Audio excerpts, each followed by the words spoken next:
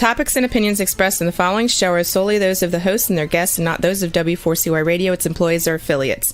We make no recommendations or endorsements for radio show programs, services, or products mentioned on air or on our web. No liability, explicit or implied, shall be extended to W4CY Radio or its employees or affiliates. Any questions or comments should be directed to those show hosts. Thank you for choosing W4CY Radio.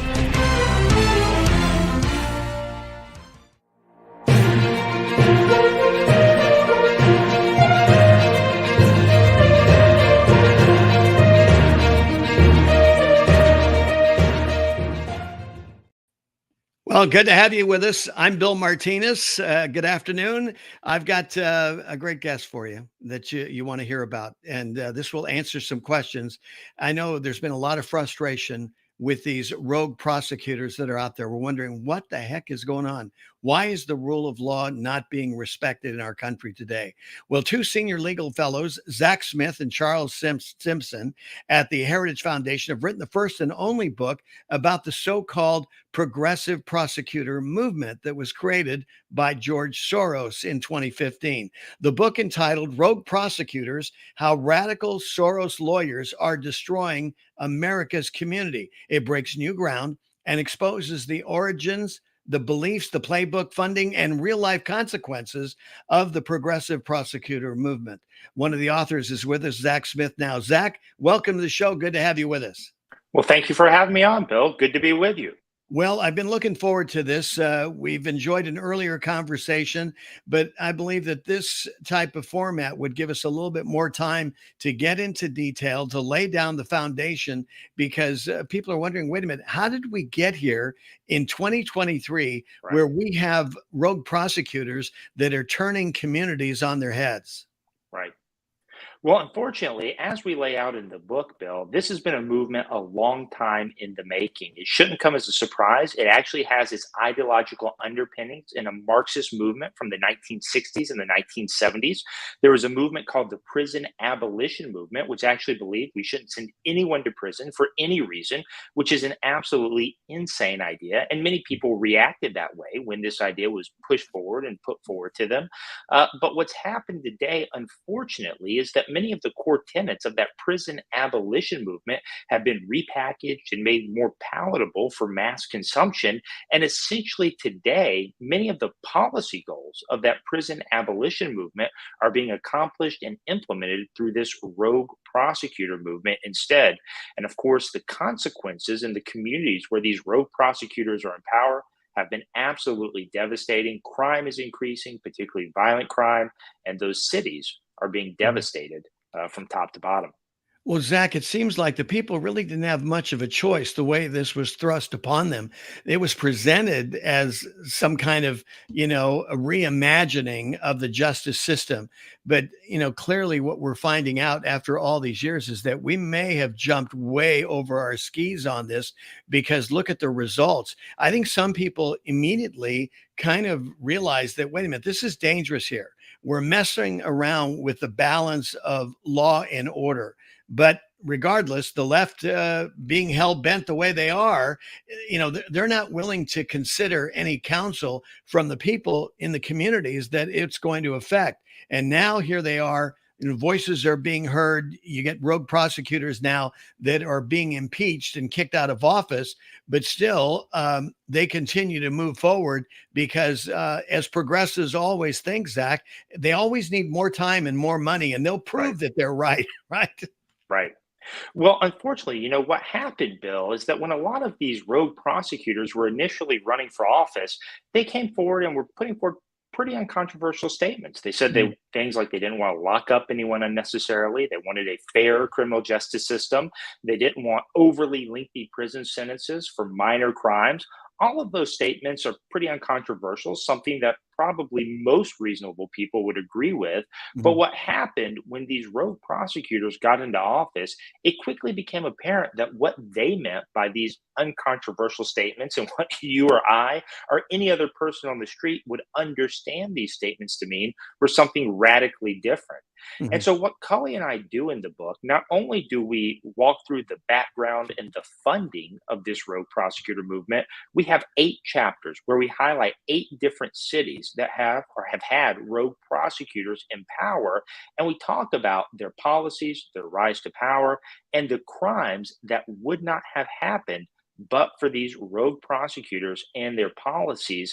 And I have Mhm. to tell you, Bill, when we got into it, started researching it, started talking to victims and their families, it's absolutely heartbreaking and absolutely infuriating because so many of these crimes that were committed, so many of these victims, uh, all of this could have been avoided if these prosecutors just would have done their jobs and hold criminals accountable and would if they would have sought Mhm. justice for the victims.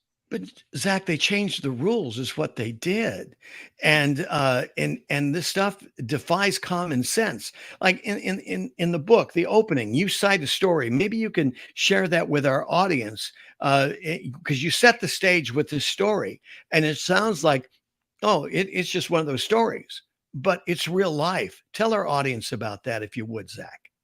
Well, I'm happy to do it, Bill. And I think it's important to realize these are just a sampling of stories. There are Yeah. many, many more like these. But essentially, that opening story, we have someone, a woman who was out jogging early one morning and unfortunately was attacked and sexually assaulted by a repeat offender who should not have been out of prison in the Mhm. first place. But Right. what happened in many of these communities is these prosecutors, not only are they not prosecuting crimes, they're not seeking bail for even repeat violent offenders. And so Right. you truly have a revolving door where these offenders are released back onto the community to almost immediately victimize more and more individuals. And again, just like that unfortunate woman suffered as a result of this, the same thing is happening time after time after time in cities around the country. And Zach, the thing is, we've learned from experience. At least we would hope that we've learned from experience. But in some of these communities, these 8 communities that you talk about, clearly, I mean, it's like they're being, baptized, rebaptized with something here that really, doesn't make sense. And they're learning the hard way. It's almost like you're defying gravity. Right. Gravity exists, but all of a sudden you get these rogue prosecutors that want to redefine, the basic laws of nature and man's God. Well, and I think it's important to realize, Bill, because one of the things, if you listen to these rogue prosecutors when they go out and talk and give speeches, they will say that the data and science support their approach, that they're actually lowering crime rates in their communities. Well, not only is it absurd on its face and Right. laughable, Yeah. but when you dive into the numbers are the studies they cite don't actually say what they claim. And Right. I think it's important to highlight the shell game that they're playing in a lot of ways because what's happening in many of these communities is the prosecutors release a list of crimes and they say, here are 15 crimes I'm not going to prosecute. That's actually what Rachel Rollins did in Boston. We talk Mhm. about that in our Right. chapter on Rachel Rollins. Well, guess what happens, Bill? If the local DA tells police, we're not going to prosecute any simple possession cases anymore, why are police officers going to waste their time and limited resources Exactly. arresting people for Right. simple possession? And Mhm. so when these DAs come out and say, well, after I implemented my policy, arrests for simple possession are down 85% or 90%, well, of course they are. That They doesn't cooked the mean the books. crimes, Zach, yeah, they that cooked the books on us is what they did. exactly, Right. exactly. The crime's still happening. It's just not being prosecuted and the offenders aren't being held accountable. Well, the people are finally getting it all these years later, this grand social experiment, so to speak, Zach. And they've made movements. Chesa Bodine in San Francisco Right, was, was outed by his constituents. L.A.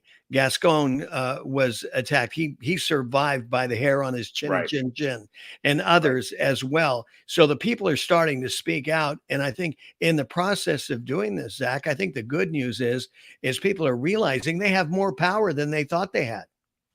Well, that's right. I mean, look, if the Chesa Boudin's policies were too radical for the citizens of San Francisco, that Right. should really tell you how bad things have become. But you're right, Chesa Boudin was recalled and removed from office. Kim Gardner resigned in St. Louis. Mhm. Yeah, Marilyn Mosby in Baltimore lost her bid for reelection. She's under federal indictment. Kim Foxx in Chicago has said she's not going to run for reelection when her term is up. And so these are all good wins. We should be very pleased to see that Mhm. hopefully different policies will be implemented in these offices in these cities. But I also think it's important to realize, Bill, there's still more work to be done. We Exactly. estimate there are over 70 rogue prosecutors, at least Wow. 70, around the country right now. And so, with each election, more and more of these prosecutors are running for office. They're continuing to be backed financially by George Soros and other left leaning Mhm. billionaires. And so, while people are starting to wake up, while people are starting to push back against these policies, this fight is far from over. And this is something we as Americans, as citizens, need to stay vigilant against for at least the foreseeable future. Well, this is a conscientious dismantling of the institutions, certainly that you point out here in rogue prosecutors, Zach. This is not by accident. George Soros, with the money and, as you say, other backers that are supporting this, have found a way to really, take over these communities very inexpensively. It's not that expensive to get a prosecutor elected, right? That's right. There are about 2,300 local elected district attorneys in our country, Mhm. and people may not realize, but those local elected DAs, they wield a lot of power. Most crimes in our country are prosecuted at the local level, not at the state level, not at the federal level, but by these local elected prosecutors, even serious crimes like rape, robbery, murder, uh, a whole host of crimes. And Mhm. traditionally, these local elected DA races, they've been many times they're uncontested. Someone runs uncontested for office. They've been low dollar affairs, even in large cities.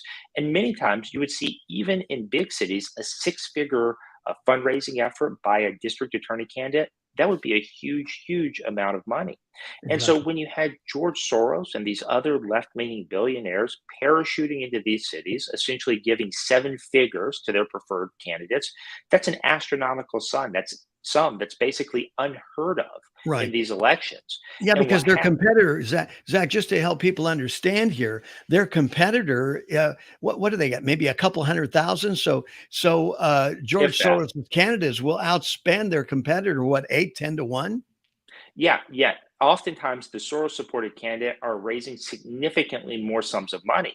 I also Mhm. think it's important to realize, Bill, we estimate that George Soros and his related entities have given about $40 million in direct campaign spending Wow. since 2015 to these candidates. But keep in mind, he's doing a lot of work outside of direct campaign funding in terms of providing an infrastructure, in terms of providing think Exactly. tanks, resources. And some estimates, it's hard to follow the money precisely because a lot of it is kept out of public view, funneled in such a way so that public disclosures don't have to be made. But Mhm. essentially, some estimates put that sum somewhere around the 1 billion, yes, that's billion with a Ooh, B, yeah. dollar mark to fund this movement. Well, we're talking with Zach Smith. He is a legal fellow. He and his fellow legal fellow, Charles Stimson, I should say. I keep wanting to say Simpson. Forgive me, Stimson, at the Heritage Foundation have written the first and only book about the so-called progressive prosecutor movement created by George Soros in 2015.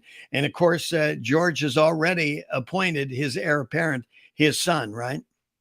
That's right. And his son Alex has stepped in, is going to take over officially many of the functions that George Soros was previously serving. And Alex Soros has said that he is more political than his father. He said that Mm, he's going to focus more on domestic U.S. politics. And so I think it's fair to assume that this push to supposedly help make our criminal justice system more equitable, more fair, to essentially nullify laws that he doesn't mm. like by electing his preferred DA candidates, I suspect we should think that effort will continue. And so far, this past election cycle, it certainly has continued on as, if not more aggressively, than it has before. Zach, in the book Rogue Prosecutors, the thing, for me, the big takeaway that should really solidify what's going on here are the personal stories. We touched on one, and you think since 2015, the lives that have been so altered, and it almost appears with impunity, which is really sad when you think that this is taking place in today's America. Well, it is, and it's tragic. And one of the sad ironies, Bill, is so much of what these rogue prosecutors are doing it's being done in the name of racial justice. It's Mm. supposed to help Yeah, minority members of our communities. But if you look at who's actually being victimized when violent crime rates increase, it's primarily minority members of our exactly. community, Yeah. particularly young Black men are by and Mm. large being victimized by increased shootings, by increased homicides. And so the very individuals these policies are supposed to help are actually being victimized by these policies the Mhm. most. Well, and going back to that basis and how it began and how these minority communities looked at what George Soros was presenting, it sounded good on paper, but typical of the Democratic Party, this was a fundraising issue. This was a vote getting issue. They got the votes of these people that didn't know better. Now they're starting to know better and they're taking a step back. But meanwhile, like all things political, boy, it takes a little bit of time to change people's minds, even when you have the facts and the reality right before them, Zach. Well, everyone deserves to enjoy the public safety privilege. The public Mhm. safety privilege is something that if you live in a middle class neighborhood, if you live in a wealthy neighborhood, you don't really have to worry about violent crime day in Right. and day out. But if you live in a poor neighborhood, a working class neighborhood, you don't get to enjoy that Mm. public safety privilege, particularly when police officers pull back, when officers are being defunded, and when the local elected district attorney won't prosecute criminals. And so, again, the very individuals these policies are supposed to help are the people being victimized the most by these policies. And like you said, they've worked the numbers, they've cooked the books and present in such a way that when they go before the media, and unfortunately, the media is not very curious. I mean, you and Charles, Shocking. I mean, did the math really quick. You figure this out and you go, wait a minute, you guys are cooking the books, these numbers. We know how you're able to do this, but that seems to be the order of the day in politics. And this is why more and more people are getting so disgusted and losing faith in the political system, Zach. Well, it is. And you mentioned it, Bill. What's important to realize, and I think one of the things that Cully and I tried to do in this book is really bring home the point that yes, you have these numbers in terms of the increased murders, in terms of the increased rapes, robberies, all of the terrible things that are happening in these cities. But behind each one of these numbers is a person, a victim, Exactly. and Yes. their families that are left to suffer. Yeah. And one of the ones I'll highlight quickly, Bill, is we talk about it in our chapter on Marilyn Mosby, Deputy Glenn Hilliard. He was a sheriff's deputy in Wacomico County, Maryland, and essentially he was killed in the line of duty, shot by a repeat violent offender who never should have been on the street in the first place. Mhm. The Heritage Foundation, we actually did a short video on Deputy Hilliard and his life and service, talked to his widow, Sheriff Mike Lewis, who was Yes. his boss at the time. It's called An Avoidable Tragedy. I would encourage everyone not only to read about Deputy Hilliard's story in our book, Rogue Prosecutors, but also to watch this short video because it really hammers home the point that these are real people, these are real victims, and there are real and irreversible consequences Exactly. to the harms that are being Mhm. caused. Yeah, the Hilliard family will live with this through till the day they die, and the local Absolutely. community as well, that was so well served, by Mr. Hilliard. I mean, this is a sad commentary, but like you said, it's like that old television series. This is just one of a million stories in the Naked City, Right. this is a pathetic and a heartbreaking story, and time and again, and you go back and say, where's the nexus in all this? The nexus clearly are these rogue prosecutors, are they not?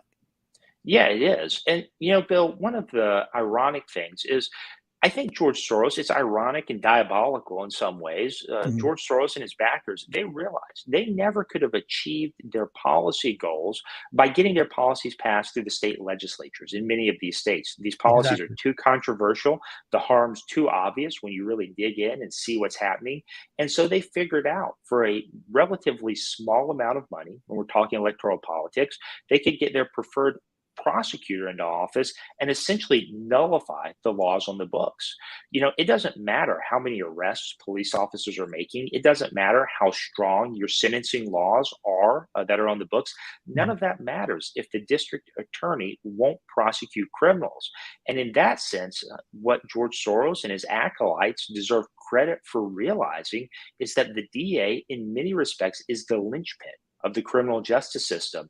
And if you can get your preferred candidate into the DA's office, what judges do, what police officers do, none of that really matters. Exactly. We're talking with Zach Smith, his new book, Rogue Prosecutors, How Radical Soros Lawyers Are Destroying America's Communities. We've got more from Zach after this. Stay with us.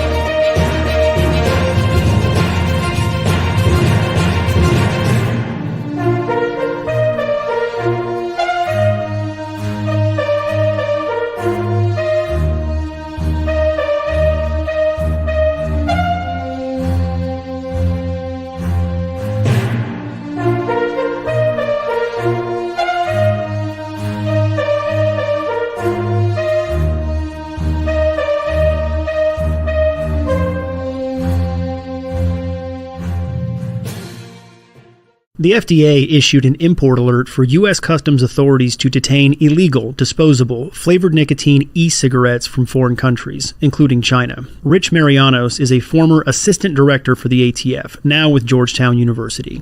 These disposable e-cigarettes have become a real problem. It's encouraging to see the FDA act at the border, but our kids need them to take the next steps and remove these foreign disposables from the store shelves. They have the authority, and now it's time to act. Sponsored by the Border Security Alliance.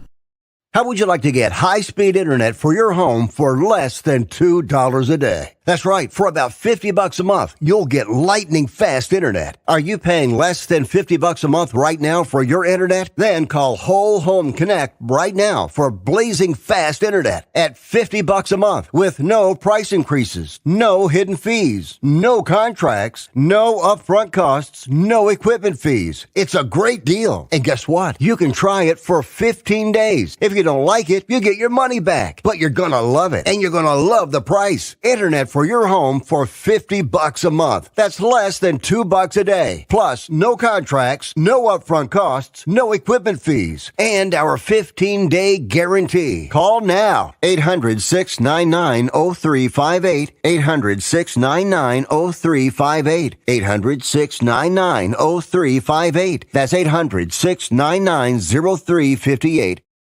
Has your heater or air conditioner busted? Appliance broken? Computer crashed? Then you need an ARW home warranty. Home system and appliance repairs and replacements can cause stress and cost you thousands of dollars per year. With an A-plus BBB rating and a top-rated home warranty company on Consumer Affairs and Trustpilot, ARW Home provides superior service, featuring the industry's lowest service call fee. ARW Home has warranty plans that cover your kitchen and laundry appliances, heating and air conditioning systems, electrical and plumbing systems, and much more. Call 800-559-7562 to customize your plan. Plus, ARW has partnered with Azurian to protect your new and used tablets, laptops, TVs, and other home tech from accidental damage and wear and tear. All plans come with a 30-day money-back guarantee. Call 800-559-7562. That's 800-559-7562.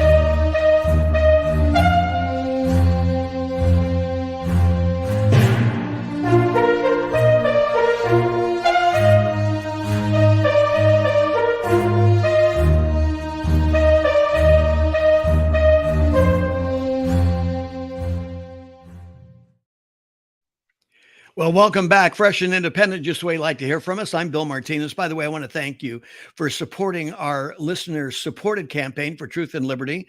We appreciate all the donations that you have been making on behalf of this show. It is a tax-deductible donation, so when you go to BillMartinezShow.com, just click on the donate button, any amount, $5, $7, I like 7, 77, whatever God places on your heart, I trust. And again, I'm grateful for all of you who have participated this in supporting our nonprofit entity. This is under Hill of Hope, by the way. So when you see Hill of Hope come up, you realize they are our nonprofit partner. It's a 501c3 public nonprofit organization. All donations are tax deductible. So it's win-win, for all concerned. So we appreciate it. Our guest, Zach Smith, continues with us. We're talking about his new book, Rogue Prosecutors, How Radical Soros Lawyers Are Destroying America's Communities. Zach, let's go back for just a moment, if you don't mind, and help people really get their brain around, because I know they're still asking, going, why are they doing this? What is it? What good Right. are they projecting or thinking that they're doing by bringing these rogue prosecutors into our community? And we see, the destruction that's taking place in the local community, but they're hell bent. They really believe they're doing a service to these local communities. Help us understand that belief system. Well, the individuals who are pushing this movement, they'll be very blunt and tell you exactly what their goals are and exactly why they're doing this if you know where to look. So we talked about how they're saying pretty bland, poll-tested things on the campaign trail, but in the academic writings, in their own journals and websites, they're very straightforward about their goals. And they will tell you their goal is to, quote, fundamentally dismantle and reimagine our criminal justice system. And again, this movement stems from the prison abolition movement, this idea that no one should be locked up for any reason. And more fundamentally, many people on the left and many people who support this rogue prosecutor movement have unfortunately bought into two myths about our criminal justice system. They've bought into the myth that our criminal justice system is systemically racist, which it's not. And they've also bought into the myth that we have a mass incarceration problem in our country, which we don't. If Right. you look at who's incarcerated in state and federal prison, it's not first-time nonviolent offenders. By and large, it is repeat violent offenders. And so I think it's important to realize whenever any of these individuals talk about either not incarcerating as many people or letting people who are currently incarcerated out of prison early, that necessarily means that repeat violent offenders are going to be back on the street, back in our communities, re-victimizing individuals again. So based on this theory, they throw out all historic empirical evidence and come up with this idea, if only. And you say they reimagine and toss out the hard data, because as you say, the people that are in prison, by and large, I don't know what, 98, 99%, you could say, maybe even 100%. These are criminals. They've broken the law, right? Everyone who's in state or federal prison has been convicted of a crime. Absolutely. And, the other thing, Bill, many of these individuals, they have to commit a series of crimes or a very serious crime before they ever end up in state or federal prison. This isn't county jail. This isn't people who may be in the drunk tank overnight. These are violent criminals. And this idea that not incarcerating them helps communities, this idea that shorter prison sentences are appropriate even for violent crimes, that's just nonsense. The U.S. Sentencing Commission, a federal body that is in charge of setting federal sentencing guidelines for the entire country at the federal level, they've done studies and they've found that longer prison sentences do help reduce recidivism, the likelihood that someone will offend again once they're released back into communities. And so if you look at the actual data and science, not only does it not say what the rogue prosecutors say it says, but it actually directly rebuts many of their ideas and theories and presumptions that they put into practice. Yeah, this is amazing. Again, we're turning communities upside down based on their theory.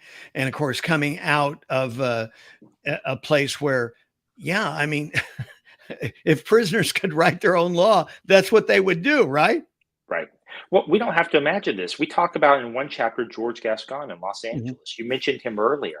Yes. There's actually video circulating on the internet of prisoners toasting him in prison with essentially prison-made wine or alcoholic beverage, toasting him, thinking they'll be out of jail soon because of his new policies. In Philadelphia, the criminals refer to Larry Krasner, the district attorney there, as Uncle Larry because he's supposedly so friendly to criminals and their interests. And so anytime you have the criminals supporting a district attorney, I think it shows that things have gone off the rails. We're not taking the correct approach because the role of the district attorney is certainly not to be a friend to criminals, is to seek justice and to hold criminals accountable for their actions. Well, and if they come out, we would only hope that there would be some reform, that they would feel sorry for their offenses so as to reduce recidivism. How is that working? I mean, well, it's not so much how is that working, Zach, but based on your research and all that you've been looking into here, when somebody is a criminal, what should be, in a sense, is there a set time amount roughly that if we have prisoners who spend 20 years in jail, for example, for their offense, that recidivism levels start moving in a positive direction to where they will not reoffend because of the time spent and the seriousness of the punishment? Is there data that points us in that direction? Yeah, the U.S. Sentencing Commission study that I mentioned earlier does point us in that direction. It essentially finds that longer sentences for certain federal offenders do reduce recidivism rates. But what's so important, Bill, what's happening is, look, Kali and I think most reasonable prosecutors, we don't think that everyone needs to immediately go to prison. If someone steals, a Coca-Cola from the local 7-Eleven or convenience store, that person probably doesn't need to go immediately to jail or prison, but there has to be accountability for their actions. Maybe you send them into a diversionary program, say, if you complete certain steps, you won't be prosecuted for this crime. But the key thing there is there's accountability. If that person can't or won't complete that diversionary program, then guess what? They're going to be prosecuted and they may spend a little time in jail, or they may have other consequences imposed on them. And that's what's so lacking right now in so many of these cities with these rogue prosecutors. They say they're in favor of diversion. They say they're in favor of alternatives to incarceration. So are most, law and order prosecutors. Exactly. But the key difference is that these rogue prosecutors aren't providing any accountability. They're just releasing the criminals back onto the street. And that doesn't do anyone any favors because guess what, Bill? This will come as a shock, but many people with mental health problems, many people that are addicted to drugs or alcohol, they don't want necessarily to get the help they need unless they're forced to do so. And there are consequences if they can't or won't take the necessary steps. Exactly. Got to go to break. We've got more from Zach Smith after this. Stay with us.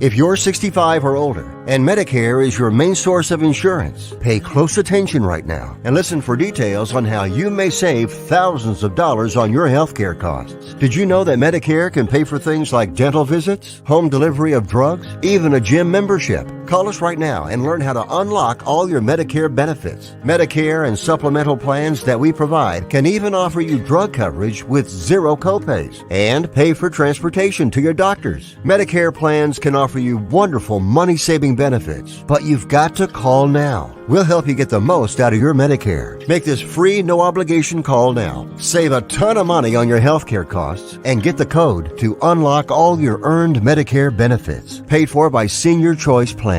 800-796-3954. 800-796-3954. That's 800-796-3954.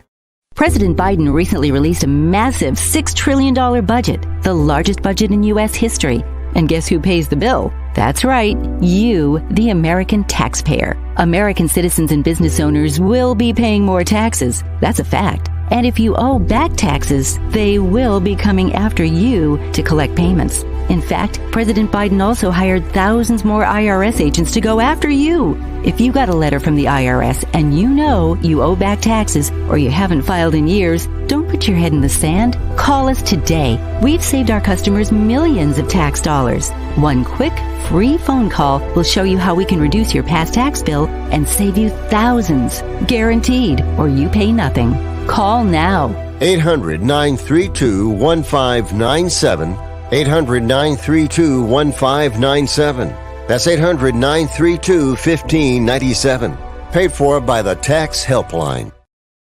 Attention timeshare owners. Tired of the financial stress? Were you misled by the salesperson? Don't or can't use your timeshare anymore? If any of these apply to you, then you may qualify for timeshare cancellation and get the relief you need now. Timeshare Defense Attorneys is the #1 affordable fixed fee legal solution in the country with an A+ Better Business Bureau rating. That's certainly better than my grades. They even offer a 100% client satisfaction guarantee. Let one of their experienced lawyers evaluate your case and explain the process. If they take you as a client, they'll work on your case until it's resolved in your favor, guaranteed. Expect great service and a close working relationship with your lawyer, keeping you informed every step of the way, protecting your rights, interests, and even your credit. It's that simple. Even a kid like me can understand it. The consultation is free. Call today. 800-296-1332. 800-296-1332. That's 800-296-1332.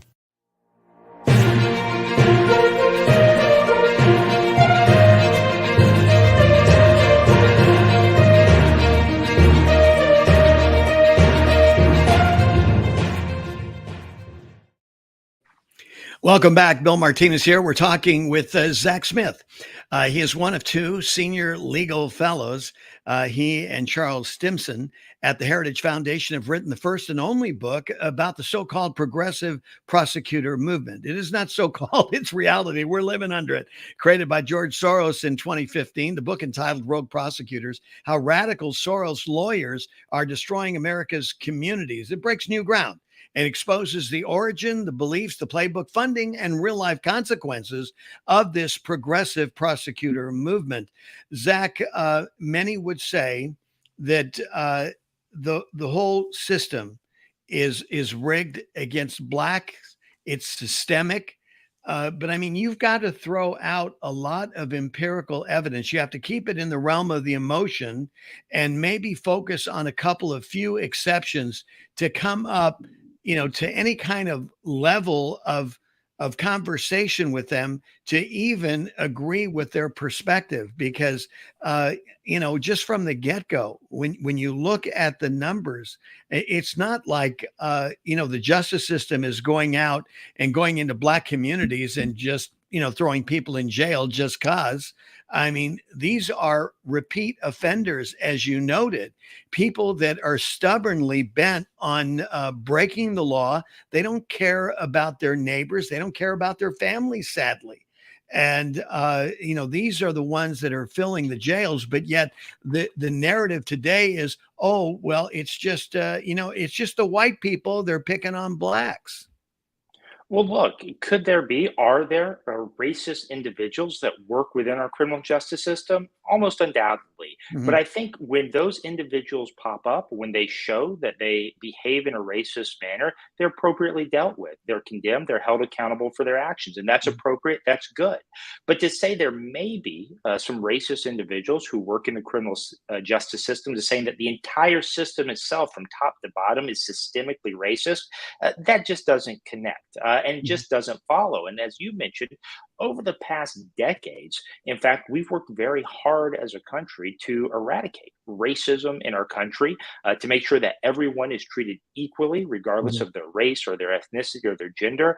And yet so many on the left today are now seeking to reverse that and echoing talking points that you had been expected to hear from, frankly, segregationists half a century ago, that people should be categorized or treated differently because of their race. And that just cannot stand in our country.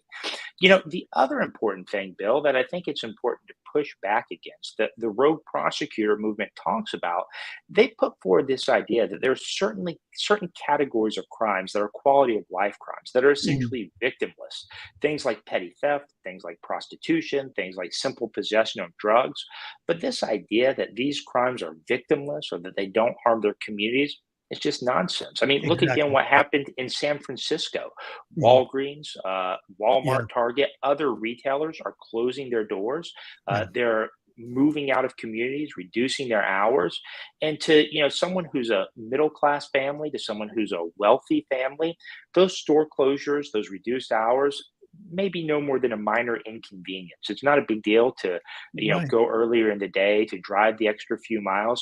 But if you're a single mother or a single parent, depending on public transportation, depending on Exactly. being able to go to the pharmacy Mhm. before or after work, those are life altering consequences, and they have very real impacts on the quality of your day to day lives.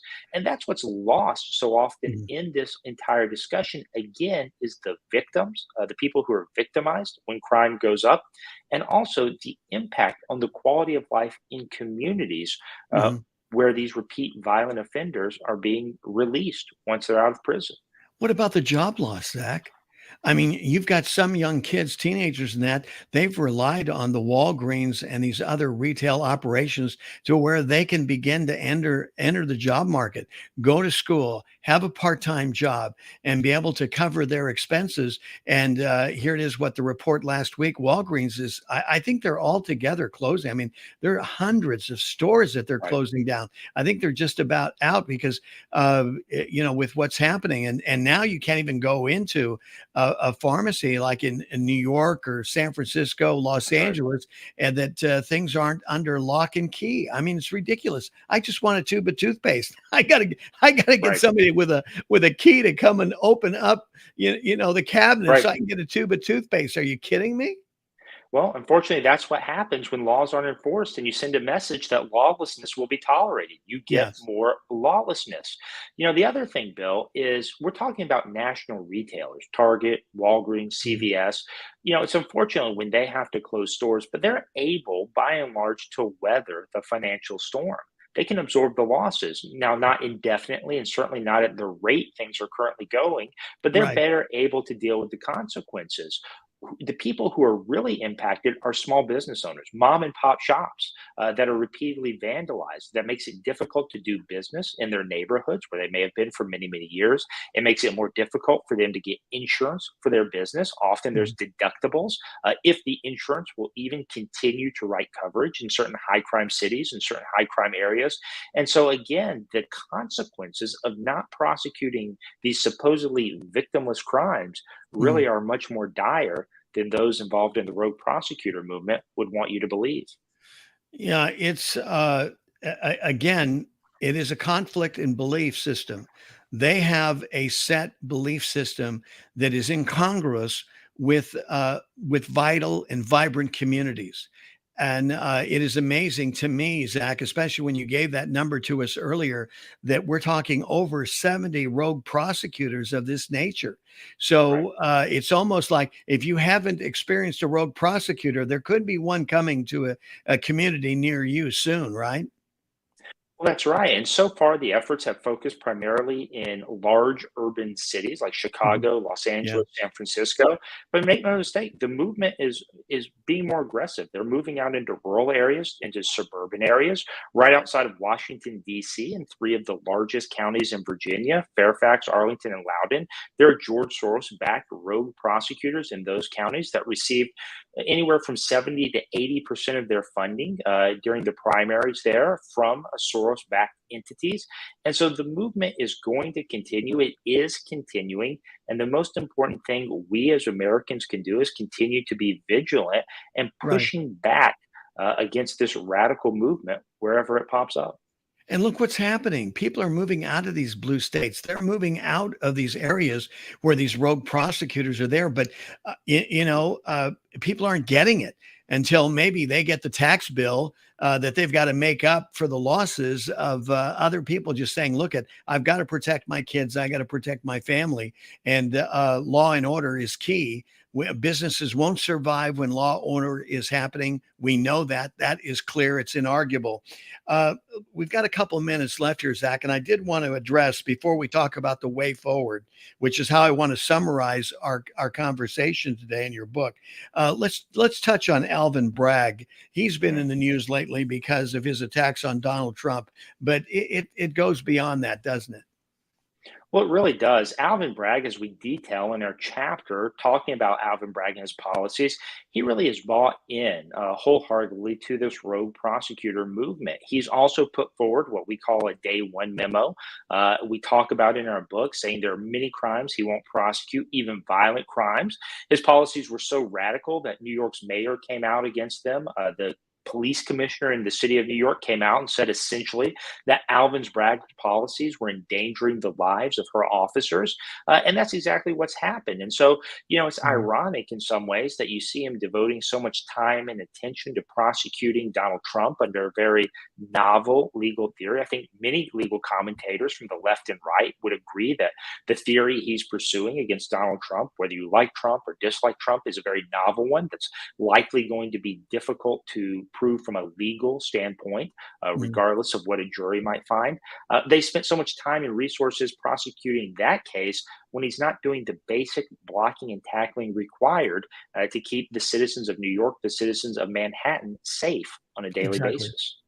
Well, and here it is. I mean, all our prosecutors should be about the furtherance of this great American idea and our democracy.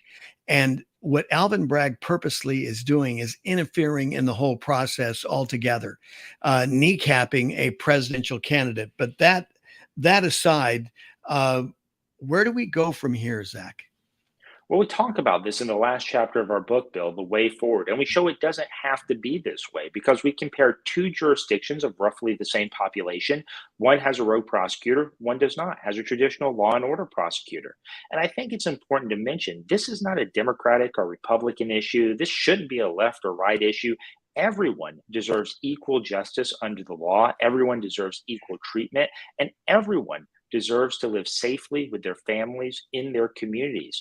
And so the best way forward, we talk about, among other things, is recognizing these rogue prosecutors, pushing back when many of these poll-tested talking points come out, and most importantly, holding rogue prosecutors accountable for their actions if they refuse to do their jobs and they refuse to prosecute criminals and to seek justice for victims. Exactly. Well, Zach, we have stressed on this show that you must own your own knowledge. I admonish our viewers and our listeners as well.